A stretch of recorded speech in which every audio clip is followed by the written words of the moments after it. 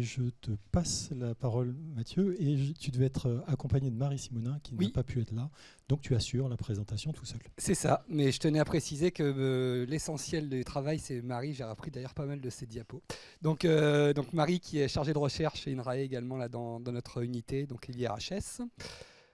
Donc comme l'avait rappelé Christian tout à l'heure, puis il y a eu d'autres intervenants depuis. Donc c'est vrai que la graine, historiquement, c'était vu comme un support de dissémination d'un certain nombre d'agents phytopathogènes. Donc là, vous avez une récente, alors qui est plus si récente, parce que je ne l'ai pas mis à jour, il y a une nouvelle version, mais en tout cas qui a été concoctée là, par des collègues, notamment du GVS, coordonné donc, par Nicolas Denancé, qui a mis à jour le nombre de agents phytopathogènes, voire des ravageurs également, qui étaient transmis à et par les graines. Donc on se rend compte qu'il y a environ 300 agents phytopathogènes qui sont véhiculés sur 11 espèces agronomiques d'intérêt.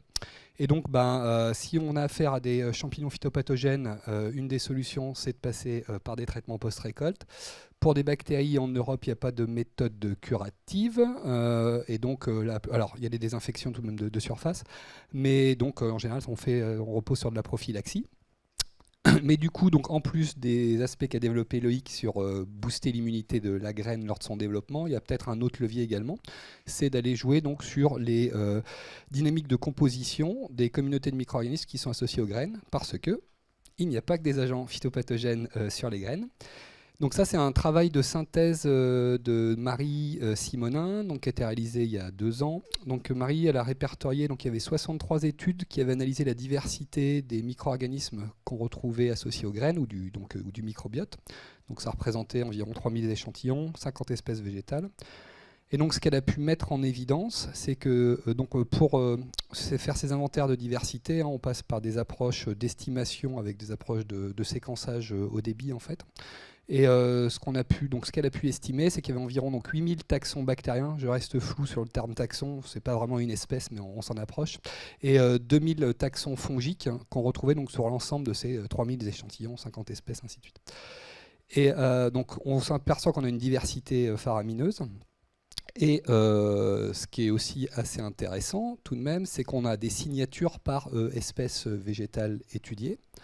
Donc là, en l'occurrence, je fais un focus sur les 4 espèces travaillées dans le projet. Donc c'est une ordination. Donc chaque petit point, c'est un échantillon et ça représente sa communauté en micro-organismes. Plus vous êtes proche sur cet ACP, plus votre communauté est semblable à celle de votre voisin. Plus vous êtes éloigné, plus vous êtes différent.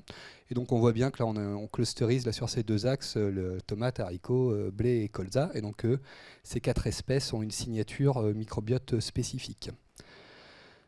Donc ça, c'est intéressant.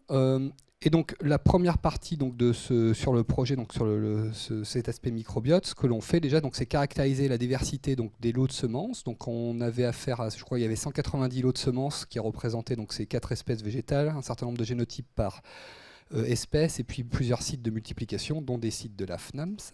Donc l'idée, c'était de voir déjà de faire un état des lieux, un inventaire de diversité, et d'aller relier ça avec un certain nombre de phénotypes qu'on a pu observer sur les graines qui ont été donc, utilisés, donc c'est caractérisé au sein de la plateforme phénotype, mais notamment par les collègues du GVS, donc cinétique de germination, levée, poids de 1000 grains, ainsi de suite. Et donc ce qu'on a pu mettre en évidence, c'est certaines compositions du microbiote spécifique qui étaient corrélées à un certain nombre de traits phénotypiques de la graine.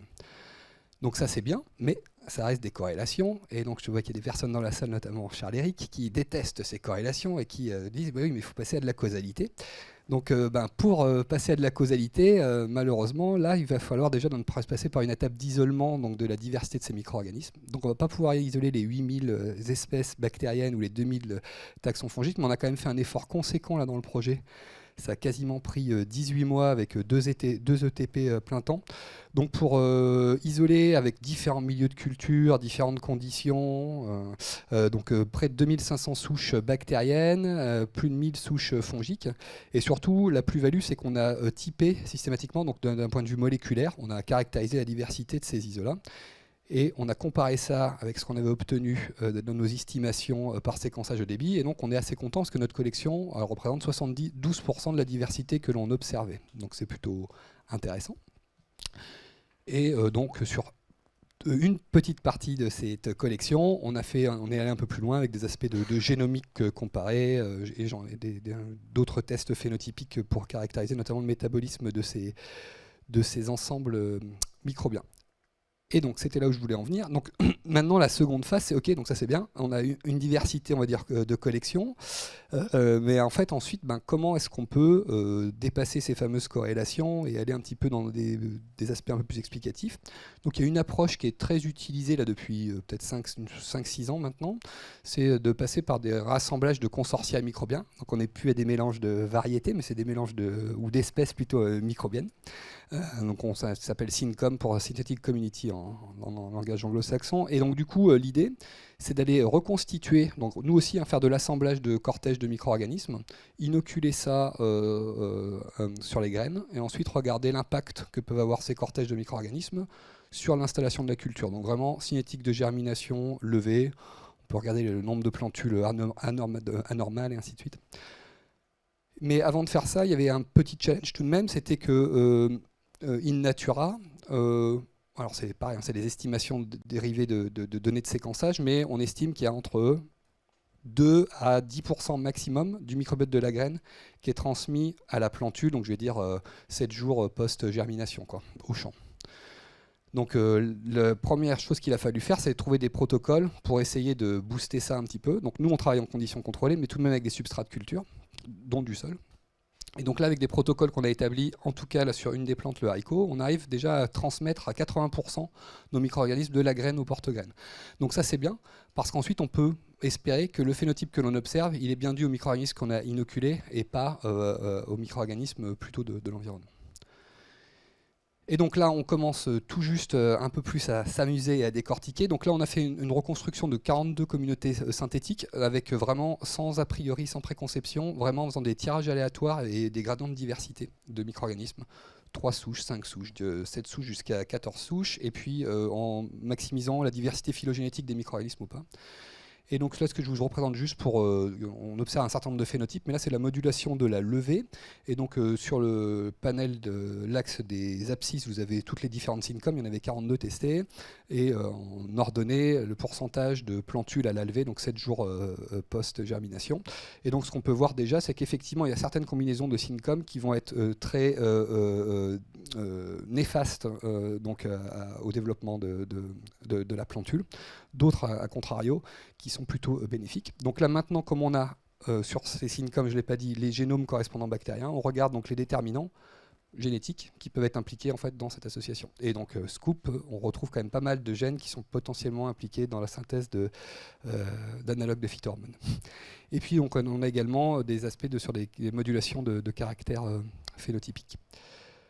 Voilà, donc ça c'est vraiment sur des approches, je dirais, connaissances fondamentales, parce qu'en fait, l'idée à terme, c'est peut-être pas d'aller passer systématiquement par une reconstruction de SynCom, mais à minima, c'est de connaître quelles espèces on veut essayer de favoriser ou défavoriser par, ça peut être des itinéraires techniques, par de la génétique de la plante hôte. Et donc on se rend bien compte qu'avec les 8000 espèces dont je vous ai parlé tout à l'heure, pour l'instant c'est très difficile de savoir qui favoriser, à part quelques taxons indicateurs. Par exemple, on peut essayer de favoriser des rhizobiums ou des choses comme ça. Et la deuxième partie pour finir, donc là le deuxième aspect, c'est donc finalement, donc là c'est plutôt sur des aspects de résistance, enfin pardon, en fait on va essayer de désigner les communautés pour limiter l'invasion des phytopathogènes, mais cette fois-ci qui sont telluriques. Et donc ça peut bien se prêter sur des aspects de fonte de SMI notamment. Donc l'idée, c'est d'avoir une communauté, de designer une communauté la plus résistante possible pour l'invasion de ces agents phytopathogènes. Et donc la priori qu'on fait, c'est de se baser sur une compétition trophique. Donc en se disant que finalement, c'est vraiment, si on maximise un réseau trophique très dense d'une communauté, le bioagresseur va avoir du mal à entrer parce qu'en fait les ressources seront déjà pas épuisées, mais en tout cas bien consommées. Et donc lui, il aura peut-être, au niveau de sa fitness, il aura peut-être du mal à s'implanter.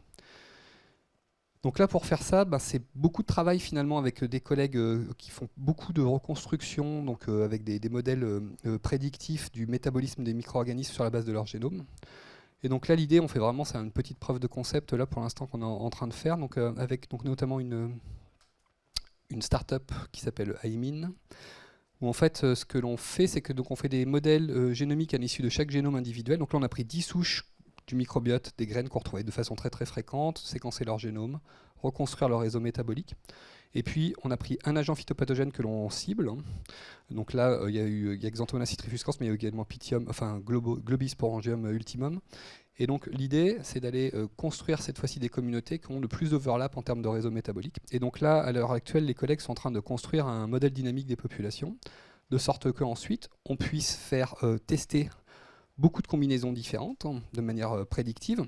Et nous, ensuite, expérimentalement, on doit aller valider que le modèle, on doit aller sélectionner les meilleurs syncom qui permettent la meilleure limitation de l'invasion à l'agent phytopathogène. Et donc, ça nous fait un travail de réduction, on va en entonnoir, et donc on ne teste pas l'ensemble des combinaisons, mais que quelques combinaisons qui seraient efficientes sur la base simplement de la compétition trophique. Voilà, donc ça c'était juste 2 flashs pour vous montrer ce qui était développé dans le projet sur l'axe microbiote. Je vais m'arrêter là et puis on va pouvoir prendre des questions. Et je voulais également remercier tous les collègues là, qui ont contribué sur cet axe-là, de l'unité mais pas que, et puis également de la plateforme phénotique, IMIN, Millidrop, le GVS également. Voilà, merci. Merci beaucoup Mathieu.